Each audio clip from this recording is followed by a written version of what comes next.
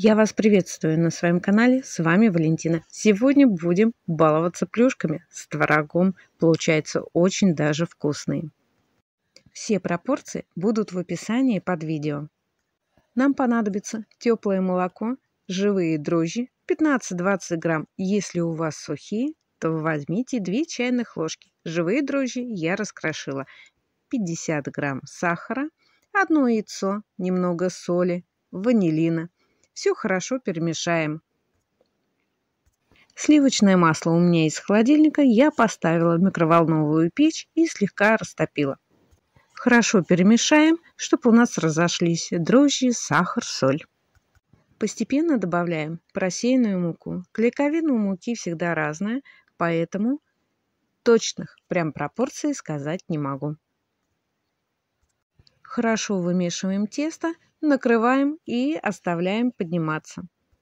Все зависит, какие у вас дрожжи, от температуры помещения. Иногда надо полчаса, а иногда и 2, и 3 часа. Начинка может быть любая. У меня творог.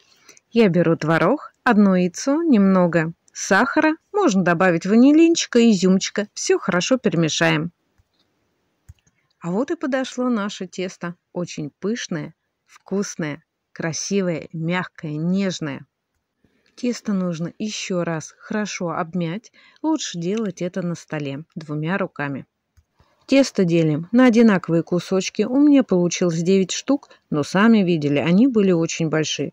Я вам советую сделать поменьше, штук 12. Тогда выпечка у вас получится аккуратно и будет большое количество. А еще я вам советую оставить кусочек теста для украшения. С украшением ваша выпечка смотрится намного интересней. Я не оставила, пришлось мне отщипнуть немножко от своих шариков.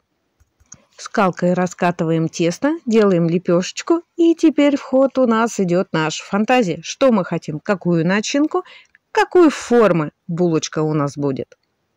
Какую красоту мы с вами придумаем, чтобы они не смотрелись простыми пирожками. В этот раз я решила сделать надрезики по кругу и их защипить. Закрывать пробовала 3 вариантами, 3 и 2 мне понравился больше. Вот этот первый, он был неудачный. Сформированные булочки сразу выкладываю на противень с пергаментной бумагой.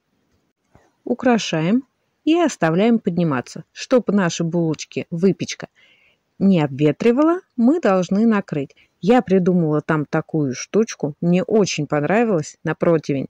Просто делается каркас высотой 10 сантиметров. На моем 2 канале такое видео есть. Мне очень понравилось. Сшейте. Во-первых, ваше полотенце или ткань не прислоняется к вашей выпечке, и ваша выпечка-то закрыта, не обветривает.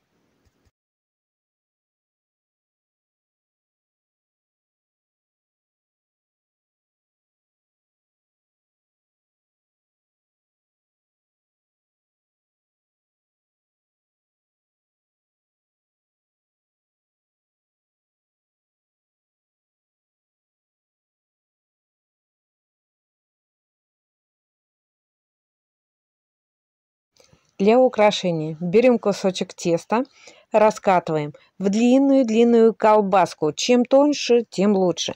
Делаем по краю надсечки, и у нас получается с вами елочка.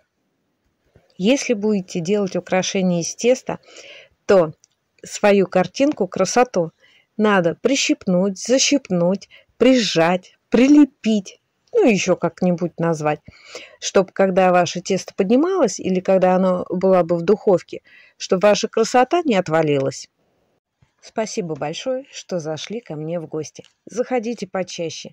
А если хотите, подписывайтесь на канал, присылайте смайлики, пишите свои рецепты, будем с вами готовить. А также жмите на колокольчик, чтобы не пропускать мои видео. Мне приятно, а вам так просто. Чтобы выпечка была красивой и румяной, можно смазать яйцом, молоком или посыпать слегка сахаром, или ничем не смазывать, но когда испечется, смазать растительным маслом, также они будут красивые. Температура 180-183 градуса, ну плюс-минус 30 минут. Ориентируйтесь на свою духовку и на объем выпечки. На этом все. С вами Валентина. Пока-пока.